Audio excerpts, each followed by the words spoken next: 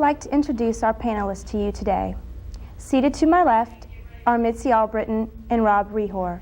Seated to my right are Vicki Fletcher and Jason Blanton. The topic we will be focusing on today is, should public institutions be allowed to prohibit students from attending classes if they are indicted? Seated to my left, Mitzi Albritton and Rob Rehor, they will be supporting the fact that students should be allowed to attend these public institutions if indicted.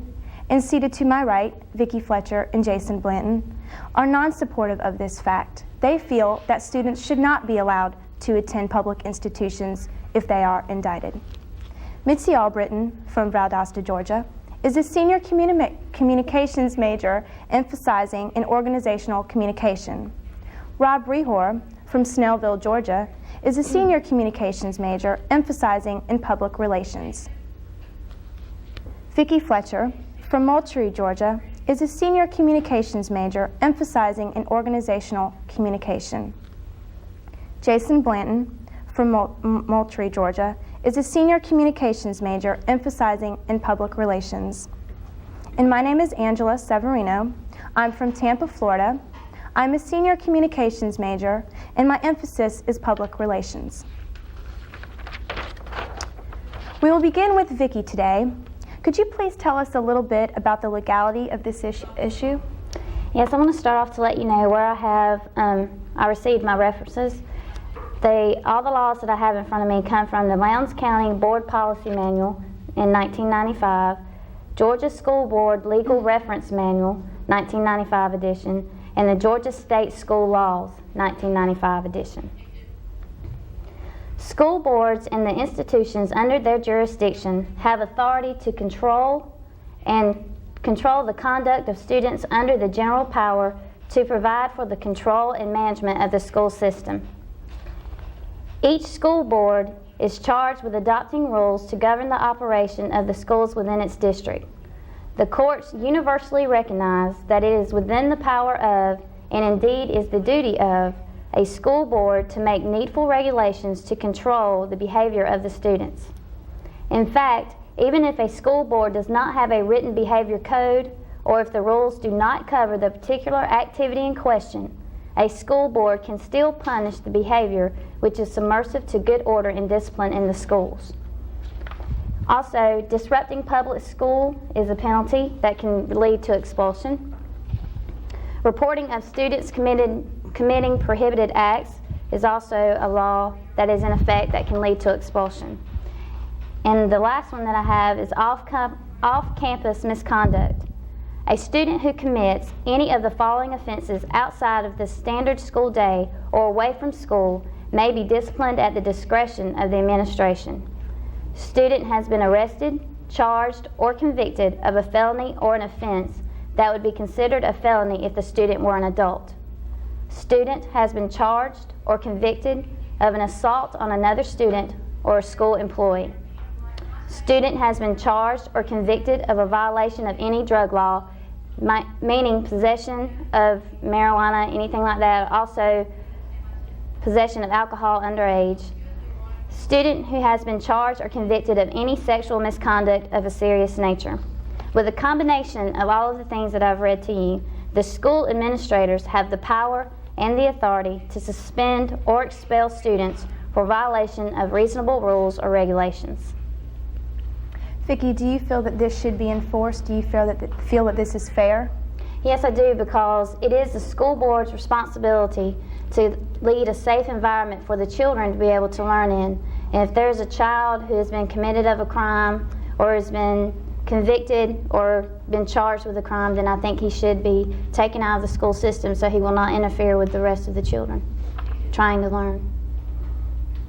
Well, while we're talking about the legal aspect of this issue, the 14th Amendment of the United States Constitution guarantees all citizens, and this is including students enrolled in public schools, that they shall not be deprived of life, liberty, or property without due process of law. Now, I have no problem with a student, if there is an incident that happens on campus and it is disruptive to the school, then I have no problem with them being expelled. But if something happens off campus and someone is indicted of a crime, I don't think that is the right of of the school board or the school principal to say that the student should not be allowed to go to school. I don't think that, and the private schools do not have this. They believe in innocent until proven guilty. Public schools are the only ones that require that if a student is indicted of a crime, and there is a difference between being indicted and convicted, that the student cannot attend school. I think the public schools should look more into the private schools' point of view. Do you feel that these laws are being upheld, or do you think that they are not being upheld? The expulsion laws? The expulsion laws, do you They think? are being upheld, and I agree with the way they are, because as I read earlier, I don't know if you remember, but when I stated that disrupting public school is a penalty and can lead to expulsion, if a child has been indicted for a crime, then there's going to be rumors flying around the school. And that's going to lead, when the child walks into the classroom, people are going to talk about the child instead of pay attention to the class. So I think it is right to have them removed from the school until everything is settled. Well, what about the right of the student? What if, I know personally of a case where a student is being used as a legal loophole, and what happens to his rights? Why can't he attend school just because he's being used against someone legally? That's not fair. That takes away his rights. I think that brings in the moral issue. I don't think a child should be deprived of his education simply because the fact that he's been indicted. You can be indicted for anything. Speaking of the loophole, you can be indicted for that, not committed any crime. All it is an accusation. Anybody can be accused of something. To bring up what you were saying earlier about the private school and public school, I think public schools should be even more lenient than private schools, because that's the general people. They can't afford private schools. If everybody could afford private schools, it would be a different story. But since this didn't happen at school, and it is a public school, it should be a little more lenient. Well, I think you're wrong. Students who have been indicted can be a distraction to our other students. And if they are indicted, they could be dangerous to other students also. Do you feel that this danger would be as in influencing them, or convincing them to do something, or how do you feel about that? Do you feel that they would influence them to be? Well, what kind of dangers are you talking about? Well, dangers such as if they are repeat offenders, they could do it again. Well, I agree. If they are a repeat offender and they have been convicted of a crime, I have no problems with that. But with just an indictment, I see no problem with a child attending a school. I think it takes away all of his rights. I think everybody kind of focuses more on the general school's rights. I think that's unfair to be able to say that these students have a right to go to school without this student just because he's been accused of something. But that's just not fair to take away his right for an education. I think his rights outweigh the rights of, I wouldn't say the rights of everybody, but his outweigh the threat or the fear that he might do something. I think he has the right to go to school and he ought to stay there. Well, if he has been charged, the state would not have charged somebody without some type of evidence. And the child is not completely taken out of school. Here in Valdosta, they can go to school, but they go to school at night. They go to night school, West Side. They still get their high school education, but they just not go with the regular children during the day. And I don't see anything wrong with that, because they still have the chance for their education. They're still getting their education, yet they're not disrupting the school. They're not disrupting the classroom. Well, are they disrupting the school at night? I mean, what's the difference between day school and night school? They'd be disrupting the people at night. Night school, you have other people who have been indicted also. It's a school set up especially for them. Just people indicted, or people who have been convicted And been expelled. and been expelled? I think that takes away from their social right also, though. Say a student is 5 weeks away from graduating from his high school and he is indicted of a crime and is forced out of the school 5 weeks before graduation. This could limit him from just numerous things, from getting any kind of scholarships, any kind of grants or anything for college. I don't think it's fair to disrupt his life like that and his social life. Well, I agree it's not fair, but he shouldn't have gotten himself in the trouble to start with to get indicted. Okay, so basically what you're trying to say is that these laws are being upheld, and the school does have the right to control these students, and they can adopt rules as to what is going on. If let's say the child is expelled, and are not expelled but is indicted, then they have the right, the school has the right to do what they feel is necessary action against that child. Is that correct? Yes. It's not necessarily the school, like the principal and the teachers are ganging up on this child. That's not how it works. It is the administration, it's the Board of Education. It's their discretion to decide what the act was, and if it is a problem for the school. Say it's a sexual act or assault. Even though they may not be convicted yet, if they're indicted, there is enough evidence, as Jason stated earlier, that there had to be enough evidence to indict this person. Therefore, say you know that the child committed a sexual act or assault on someone, even though he may not be proven yet to be guilty, there's still a threat, and maybe other girls walking around the campus may be scared to be in gym class alone with him, or maybe get scared to walk down the hall and get caught with him. And you have to protect the environment. You have to give the children a safe place to learn. Okay, and you're saying that you're innocent to proven guilty, as the U.S. Constitution says. And do you feel that the law saying that the school is able to make these rules and regulations against students, that is upholding the Constitution? No, I do not. I don't think that the school board has the right to play judge and juror. They do not. That's what the trial is for. There's a difference between being indicted and being convicted. There are many people that are indicted of a crime and are not convicted. So what happens to them? They may be indicted, but cleared later. Then they're allowed to come back to school. Okay, but what happens with the months or the weeks or the months or years? With trials it can take, and then a very, very, very long time. What happens in between then? What happens to their life? Just put it on hold until somebody says that it's okay for them to go back? No, they're still allowed an education. We are not taking education away from these children. We are still giving them a high school education. We're just protecting the rest of the children in the school environment. If you felt threatened at school, put yourself in the place of these other children. Well, you don't think the people at the night school feel threatened either? Just because they've been convicted of a crime or accused of one too, you don't think they feel threatened also? Honestly, no, I do not, because I think that by association, they know that they're all there for a reason, and they know that they're bonding for a reason. And we've learned that in classes here at school. Okay, I have a question. Do you think that encourages them to continue to be not necessarily delinquents, but that type of nature? Do you think that encourages them? They say birds of a feather flock together. If you're around certain type of people, do you feel that these children are still going to act this way?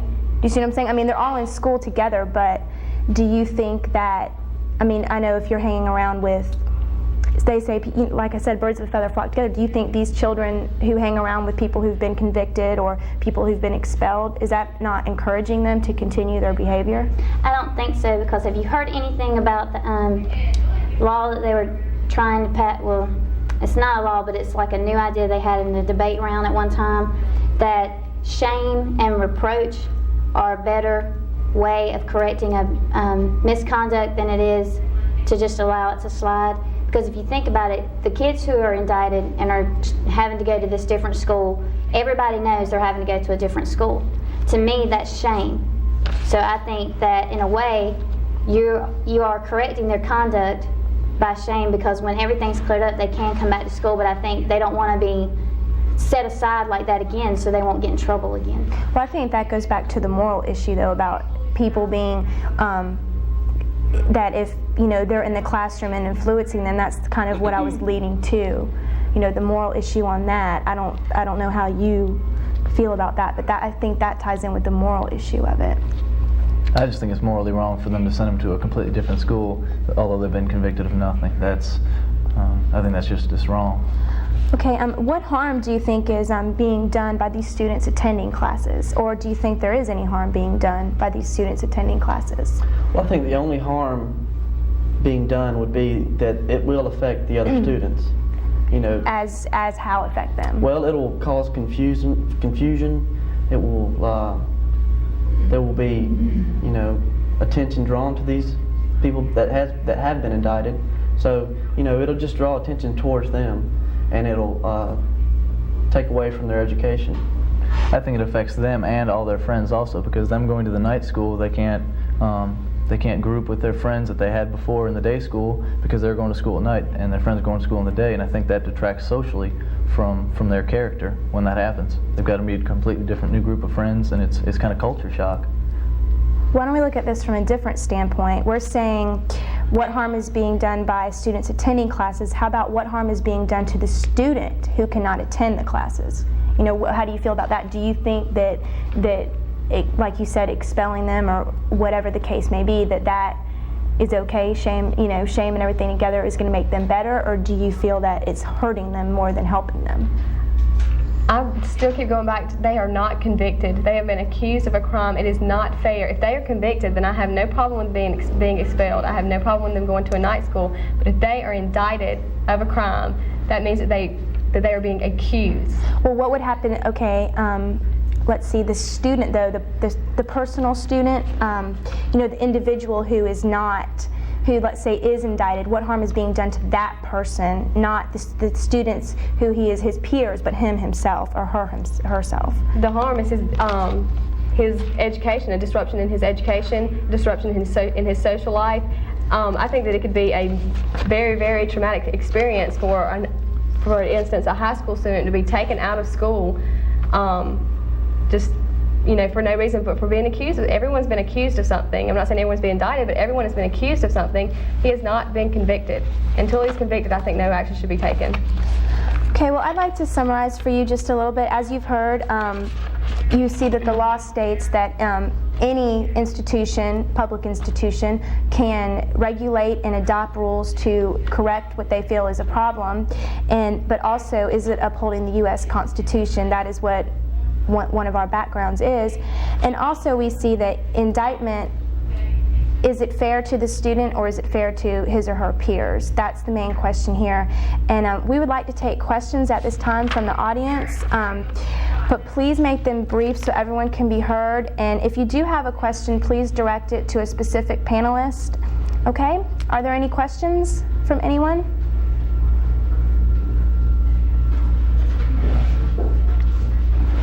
Are there any questions?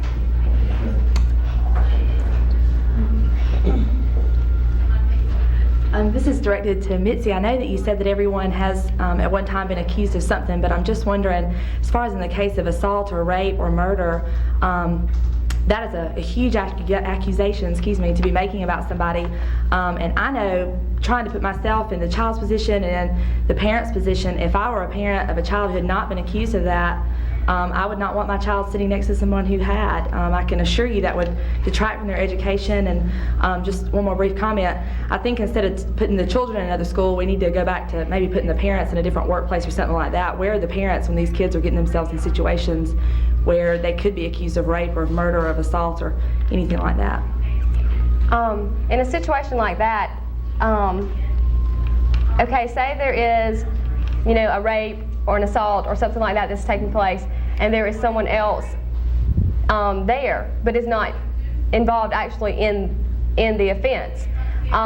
There have been cases that someone that is there as a witness maybe has been used as a legal loophole to clear the actual people that did the crime, to use them to get those people off. And how is that fair to that person if they're just being used, as a legal loophole? I mean, that's not fair. They could be there just in the wrong place at the wrong time. But if they were there to witness it, why didn't they try to stop it? Okay, so there's 4 people assaulting someone and there's one guy standing there. I mean, how's he going to do anything? What if that's the case?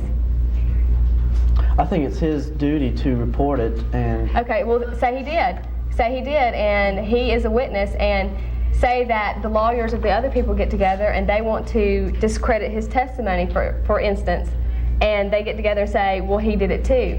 They accuse him of it, they indict him for it. Who's going to believe him?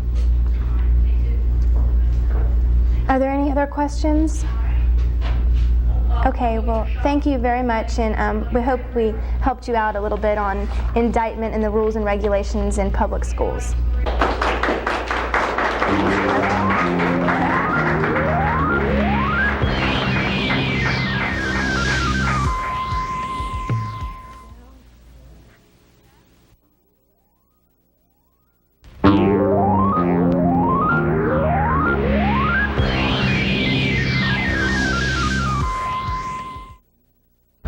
Assisted suicide has been in the news for a long time here recently. It seems everyone has an opinion on this subject and there is no gray area, meaning there's no middle ground for anyone to hide in. Dr. Jack Kevorkian has brought the issue to the forefront of the American psyche. Dr. Kevorkian has been present at 27 assisted suicides and has been charged 3 times in these matters. Neither time was he convicted.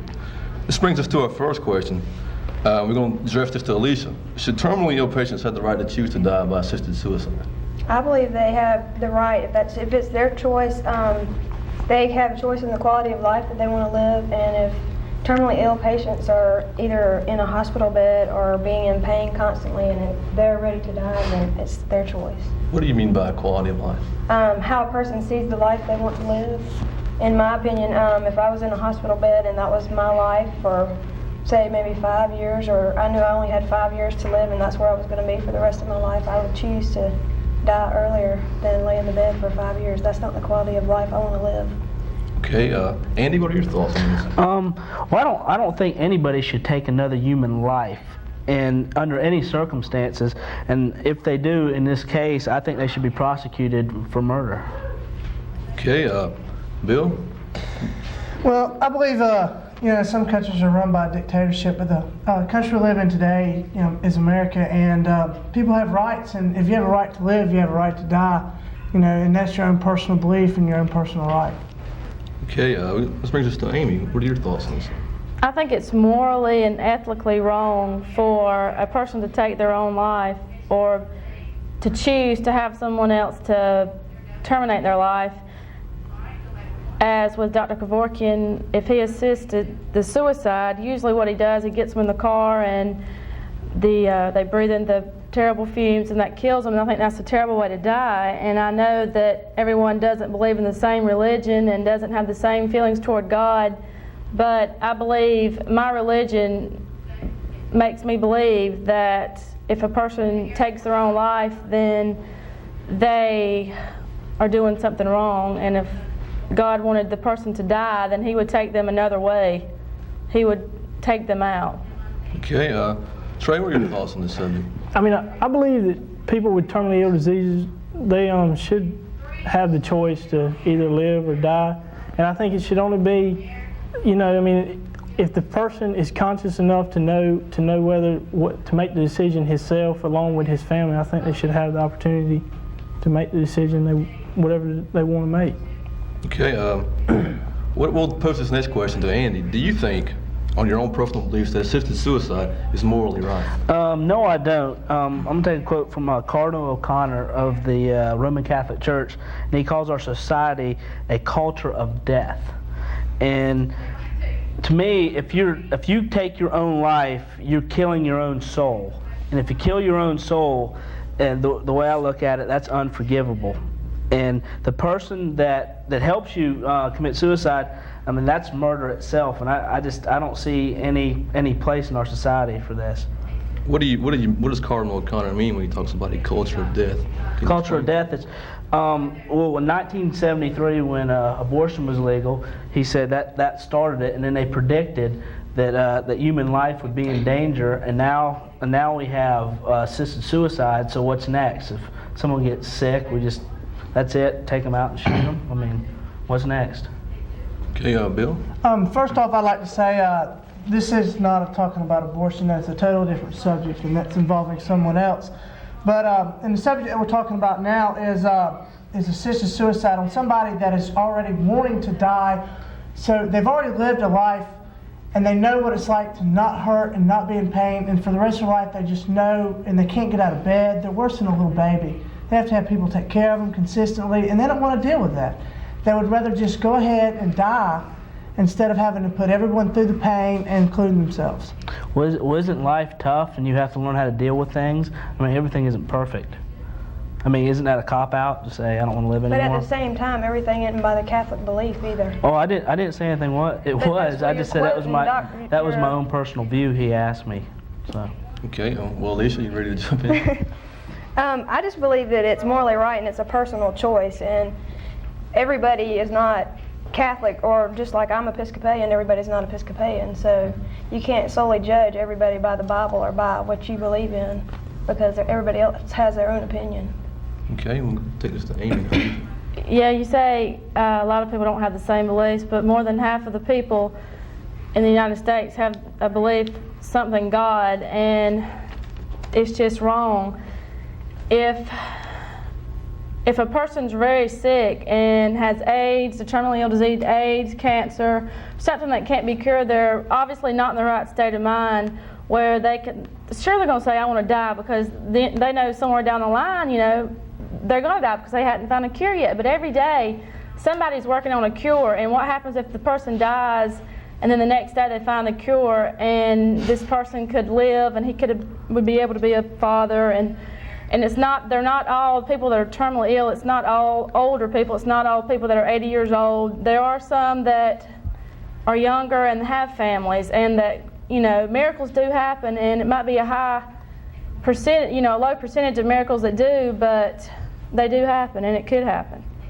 Bill, you seem ready to respond to that. Well, you say somebody can make the cure every day. I mean, everybody, yeah, they're trying and they're working for cures for cancer, they're working for cures for AIDS, but it's also been, you know, 50, 60, 70 years, you know, and they haven't come up. What do you think they're going to come up with one tomorrow? Well, that's why they're working on it right now. I mean, there's miracles.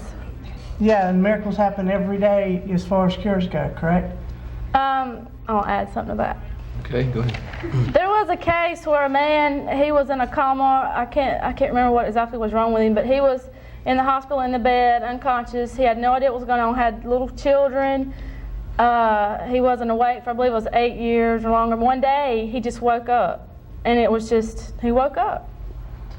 Yeah, I'd like to add on. If somebody was in a coma, they wouldn't be walking around with pain and everything. I mean, they're pretty much passed out. You don't feel anything. You're in a coma. So, I mean, there's nothing for this person just to sit there and say, you know, just let the person just sit there. That's nothing. The person's not going to want to die. It's not going to want to live. He's just going to want to sit there. But I do want to touch on something you said earlier. You said over half the country believed in God, and God was the one that wanted us not to do this and everything. Well, if half the people in the country believe in that, and God, and that is what God wanted us, why has He been tried 3 times and not convicted once? Well, are you saying, I'm going to add something to this, moderator. Are you saying that the people that don't, are you saying that it's atheist people that are for the? No, what I'm saying is you just need to get a right jury, and then it'd be a different conviction. What I'm saying is you said over half the country was believed in God and Christian and everything. Well, I'm sure at least 1 or 2 people of half this country was on these three juries, and I'm sure they could have at least had a hung jury or anything. But no, it's been totally innocent every time. We're not atheists either at the same time. I mean, I believe in the Bible, but I don't see where Dr. Kevorkian is going up with a gun and telling these people to climb in the car so you can shut your door and I'm going to lock you in and not let you out. It's their choice when they go to him and say, I'm ready to die, please take me. Well, Everybody we'll let Trey respond, and then we'll go on to our next question. Everybody that he has assisted help with came to him. He hasn't confronted, I mean, he hadn't gone to them and said, let's, you know, it's time for you got this terminally ill disease, it's time for you to die. I mean, they've all come to him and asked for his help. Trey, we'll throw this next question at you, since you're talking about that. Do you think assisted suicide should be legalized?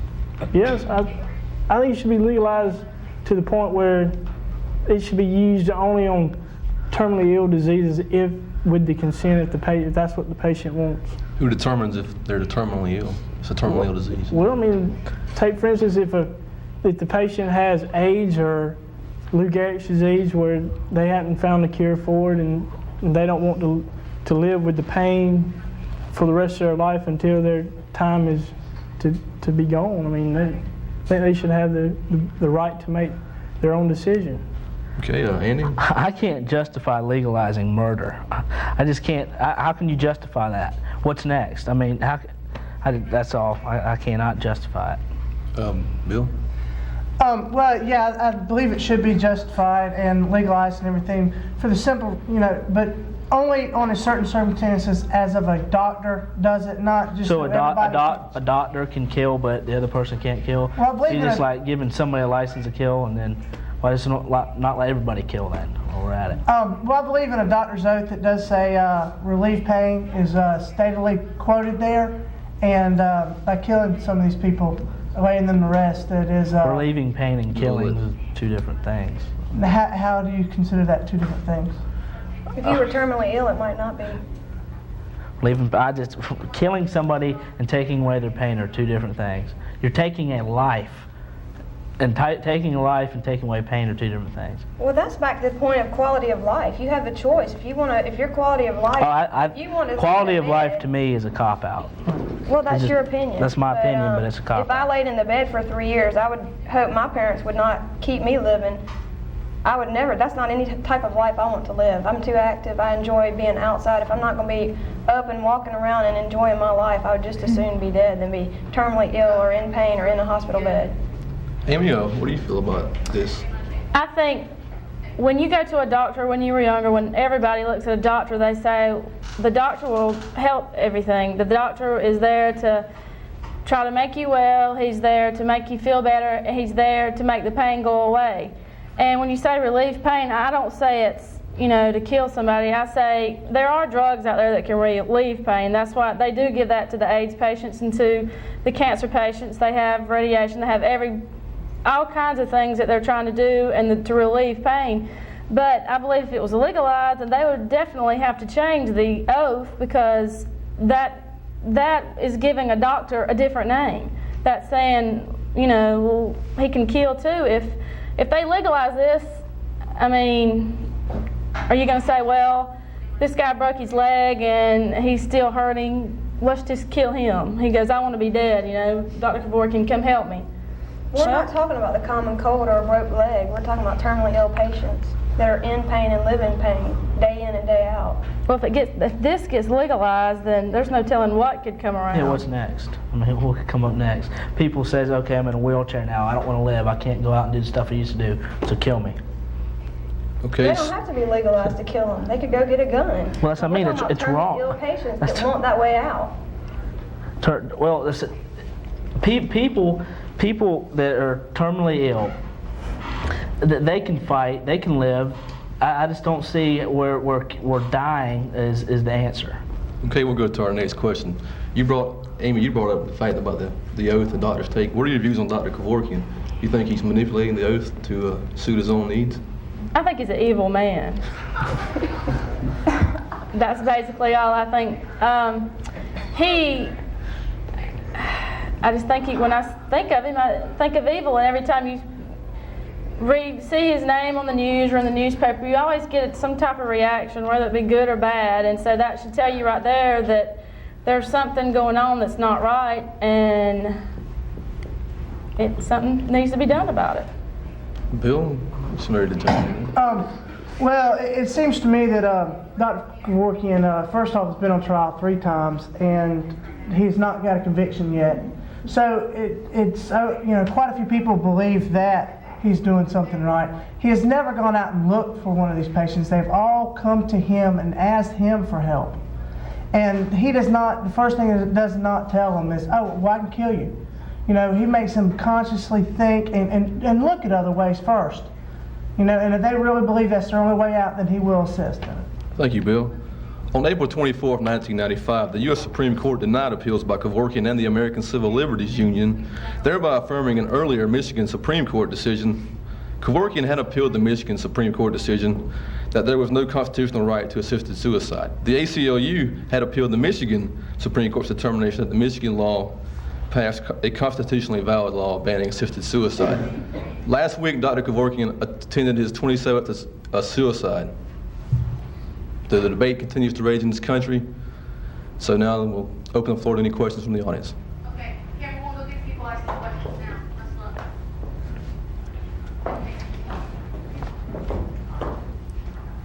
I have a question about quality of life and about legalizing it. Have you ever thought about a living will? Because basically that's what it is. If you don't want to be on life support, or you don't want to be kept alive for any particular reason, you can make your own living will, and in that living will you can state that you do not want to be kept alive on any machines. So you're making your own decision, not somebody else. What do you think about that? Lucy, we'll let you answer that one. Well, asking about the quality of life, these people that are being asked to take the assisted suicide way out, obviously don't need the living will if they're asking them. That's what their will is to die right then. That's what they're saying.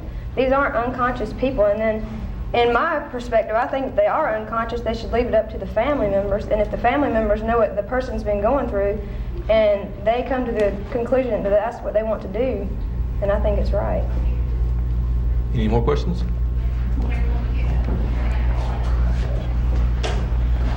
I just kind of wanted to make a statement on, if we're going to go back to what our country was founded on, then let's do go back to the Bible. Let's do talk about that. And if we are going to address that issue, then talking about the quality of life, as stated in Matthew, it says that Christ came that we may have life and have it abundantly. So if we're coming to have life and have it abundantly, then let's do that. And let's not focus on so much if we can get out of the bed in the morning. Let's be content with where we are and where God has us.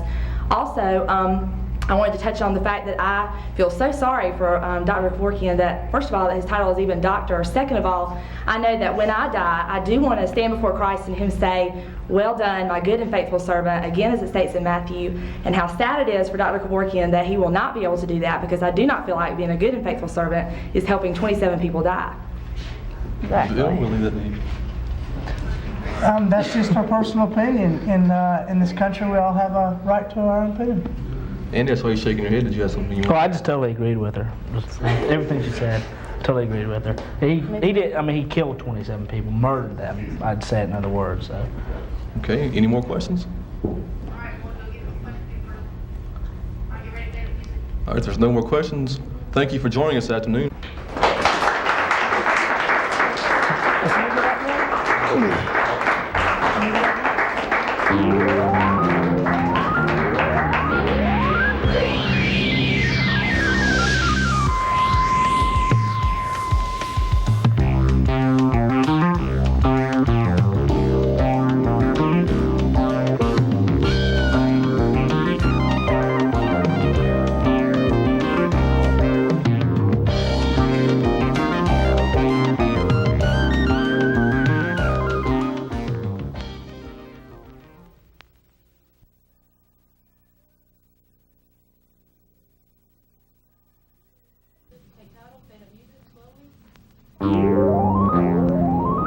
To start our discussion off today, we're going to be talking about police brutality. Is it a problem? Is it even an issue? And what are the aspects of it? So to start our discussion off, we're just going to take a few minutes and talk a little bit about what is police brutality. Greg? I believe police brutality is when an officer is no longer in danger and remains to hit or beat the suspect or aggressor when he or she is no longer resisting arrest and has obeyed the officer's instructions and is cooperating to the best of their ability. Police brutality consists of when the officer is no longer in danger and continues to beat the suspect. That's what I believe police brutality mainly concerns. Okay. Misty? I feel like police brutality is when an officer uses excessive force or when he oversteps his or her boundaries, when he's not, well, when he's just using excessive force and taking it over the limit. Speaking of force, Denise or Jenny, do you happen to have your own personal definition of police brutality? I do. I believe that police brutality is when assaults are taken on citizens who are offering no physical resistance or threat to the patrol officer. And I think when it, like Misty said, I agree with Misty, when it crosses the line, when excessive force is taken into place, that's when it's called police brutality. Okay. Wow. Well, how far is too far? Let's take a few minutes and discuss if police brutality is even a problem in our society, in our community, in our nation as well. Let's take a few minutes and discuss that. Okay. I think police brutality is not really a problem. There are some statistics to show that it is not a problem. I called the Atlanta Police Department and talked with Officer John Kriegley, and he said that there were 6,831 arrests in 1994, and in 1995 there were 6,753 people arrested in just Part 1 crimes. The Part 1 crimes consisted of murder, rape, robbery, aggravated assault, burglary, larceny, and auto theft. And out of all those arrests, there were only 45 complaints of unauthorized force for Part 1 crimes. And so I do not believe that that these are actually police. It's not really police brutality. It's the small cases that tend to get harped upon by the press and the TV and whatnot. I really do not believe it's a crime. They just they hit on one thing and they take it just way too far. Brittany, if I may, Sure. I believe that this is very much a problem in our society. The incidents, police brutality incidents, are escalating to unbelievable levels, and these are our husbands, wives, children, grandparents that are being brutally attacked by these police officers, and they're using their boundary, they're using their power, and they're way overstepping their boundaries. Wow. Those were... Well, I can add to that, Denise. I think that also that we need to personalize this. It's turned into such a media thing and such a media issue.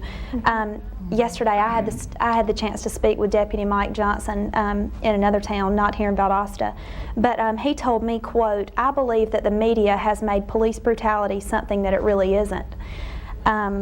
And he thinks that the public sees so few legitimate arrests. Maybe this has never happened to his mother. Maybe this has never happened to his father.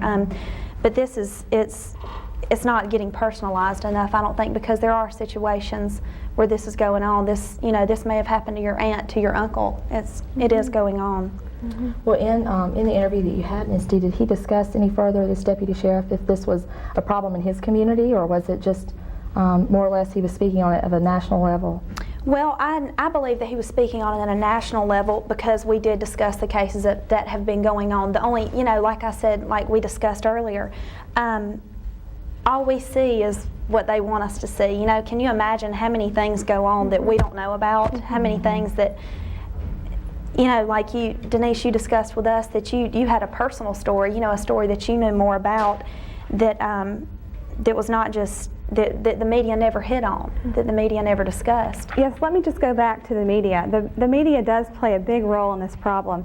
If it were not for the media and on in-car mobile VCRs that are taking pictures of these and are using them in courts, we would not know that this is even a problem today. There's so much coming out on the media, and the media has really taught the society a lot about what is going on, about police overstepping their boundaries and taking their power to an excessive point. I think that we should thank the media and also make sure that these cars have these cameras in every patrol car that is on the roads today. And they're not in every car. Brittany, I'd like to add something also. I think we've all kind of been exposed lately. I'm pretty sure everyone's familiar with the case of the illegal immigrants out in Los Angeles, where there was 20 immigrants, and they were being chased down by a patrol officer, and then they turned it over to the sheriff's department. And once it was turned into a big chase, and they chased him for about 70 miles. And once they finally did pull him over and they had him stopped, all the immigrants were fleeing. And one of the officers took excessive force on two of the. There was two. The driver and also his girlfriend were in the inside the truck, and the officer beat this man and this woman, and it's been, I think it might even turn into perhaps the next Rodney King trial, because he overstepped his boundary. It was excessive force. And thanks for the cameras that did catch this on TV. It will be used in court, and possibly the police might be charged in this case. In another case that I know about, a woman in New Haven, Connecticut, was at home one Sunday night, and two police officers, one African American and one white police officer, knocked on her door, and they were looking for her son, who was involved in some domesticated disputes. And when they found the son in the back room, they threw him on the ground and started beating him for no reason. There were no cameras around. So her, being the mother, she intervened between the police officers, and they began to beat the mother with their nightsticks. I mean, this is just where it goes overboard. What can an elderly lady be doing so bad that they need to beat her with her nightstick? So she's in the hospital, and she's trying to take this to court, and the police officers are coming into her hospital bed, threatening to kill her, so she will not sue them. This is when police brutality gets a little out of control. Now, we by no means want to generalize the entire police forces across the nation, but Denise, I just want to touch on what you said, that what I'm hearing you say is that you do believe the media is painting a clear picture of what's going on. Well, in correct? some cases, maybe they're not. They are just showing I do believe that sometimes the media just shows the bad and everything, but thanks for the media, we are able to see a picture of what's going on and be able to investigate it more. This is a fairly recent problem within the last couple of years, but it's only recent because we're just now seeing it on cameras. It's been going on for centuries, and I think it's time that we need to look further into this problem and take some actions. Well, let's go back, Jenny, to a comment that you were speaking of with the Mexican illegal immigrants that were chased across the border. Let's talk a little bit about that. They were Mexican immigrants. They were of another race. Let's all take just a moment and address, is police brutality purely a racially motivated thing, or is it something that is all across the board on every race? I do not believe police brutality is directly motivated towards racial issues. The problem is that the crimes that are being committed and what the police must go through in order to maintain, their safety and safeties of others. There are 703 African American males on the police force in Atlanta, Georgia. There are 147 African American females, and there are only 584 white males and 60 white females, and 39 are other Hispanic and other cultures.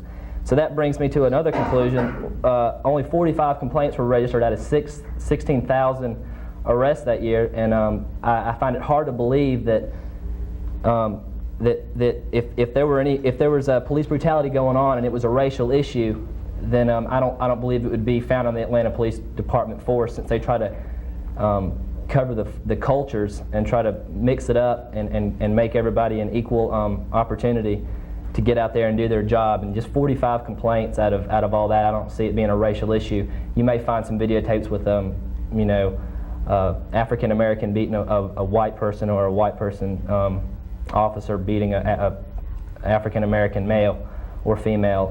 I do not believe it is racially motivated. Just for those sheer numbers, it doesn't add up.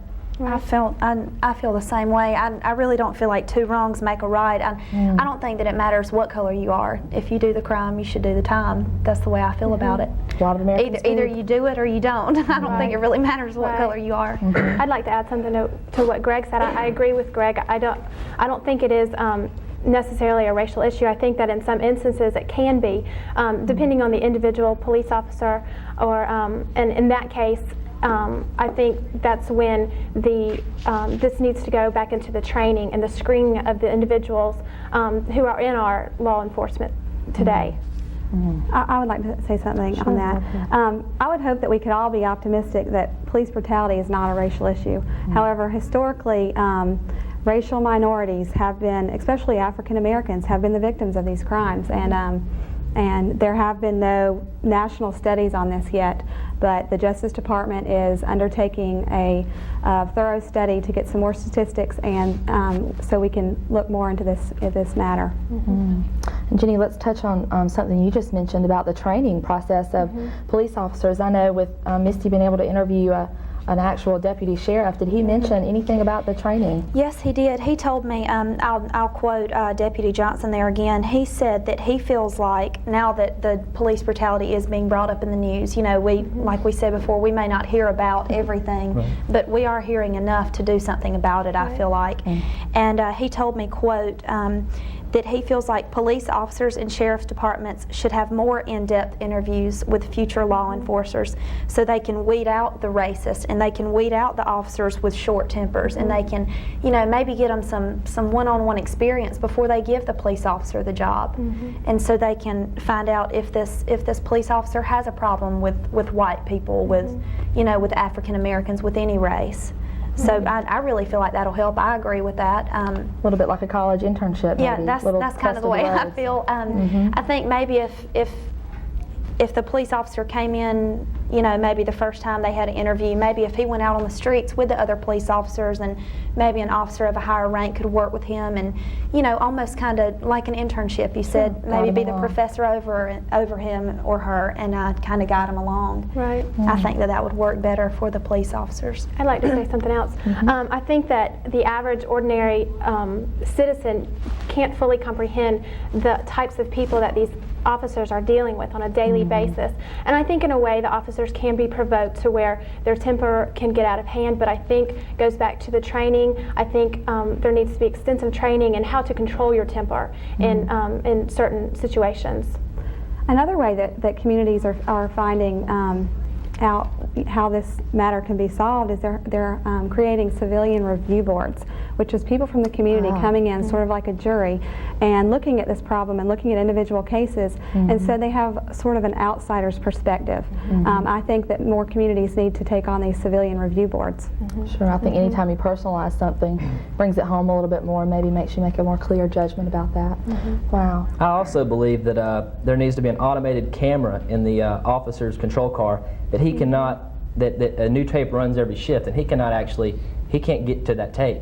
And I think they need to have like a little black box, and when an officer and a civilian come in contact with each other, you know, these things do run, and the officer cannot touch the black box, and if there's any wrongdoing, if there's any kind of too much of aggressive action by the officer, he will see that the aggressor maybe shouldn't have been, you know, treated like he was. And what will happen will be they'll take the little, you know, the black box, and they'll take it up on a board of either civilians, like Denise said, or they'll take it up in front of the police board, and they will review the tape. And if there's any kind of wrongdoing, any question, they should terminate that officer, terminate his job, just let him go, because there's millions of officers out there that want to do the job, and they're willing to do it in a manner that is not beating civilians, and they're just protecting civilians and not beating them. Maybe even more one-on-one contact with actual criminals before they are given their badge, before maybe while they're going through training, maybe add a little something to their training. And I got this idea from Deputy Johnson yesterday.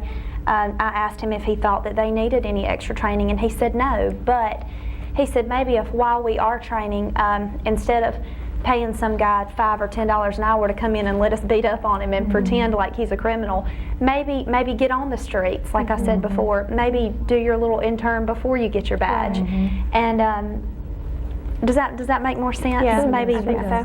And I think that even goes back to touching on what Denise said about, you know, having the cameras in the car. I don't think that at any point we can be too cautious about what we're doing. And speaking of being cautious, why don't we just take this ending segment here and let's talk a little bit about maybe some ways that we could solve this problem, some ways that we could drive it home to people to make them realize that this is an issue that is in our community and our nation that we need to address. I think we could say that we need to see both sides of the coin. We don't need to look at one side and say, well, like, I hate to bring it up, the Rodney King trial. They made him a millionaire, multi-millionaire, $3.8 million for getting beat on. I mean, paying somebody that amount of money for what he went through, that. Well, he went through a lot more. He did go through a lot more, but I wouldn't, you know, I mean, that's just beside the point. But I think they also, what they need to do to try to bring up, to show the two sides, what they need to do is they need to see both sides. When a camera's rolling on a suspect that's getting brutally harassed or beaten, they need to see both sides. They need to find out what was going on before the confrontation, what was going on after the confrontation. Not just what the camera sees, because that person may have just cut into when, you know, oh, look what's happening, it's action. But all of a sudden, you know, the LAPD was just getting torn up, you know, by a person. You know, he was beating up 5 officers, you know, and he may have been on a drug that made him a little stronger, and that would take a few more officers to put him down and bring him under control. And I think they need to see both sides, and they need to review it, you know, a lot more. And if they come out with, you know, like I said, if they come up with a saying, you know, the police was in the wrong, well then they need to let his job go. But if not, you know, keep him on out there and let him do his job well. And that goes back to the whole camera thing. If they're able to catch it, then they would know as well. Yes. What do you feel about that, Jenny? About? maybe some steps we can take to solve this problem. Well, I definitely agree with Greg and how I think a place to start would be to install video, camera recorders in all of patrol cars. I think that could definitely be a deterrent for a police officer to perhaps not overstep his bounds. So I do feel that that's a place to start in, and also I agree with Greg on how we do need to look at both sides of the story. Yes.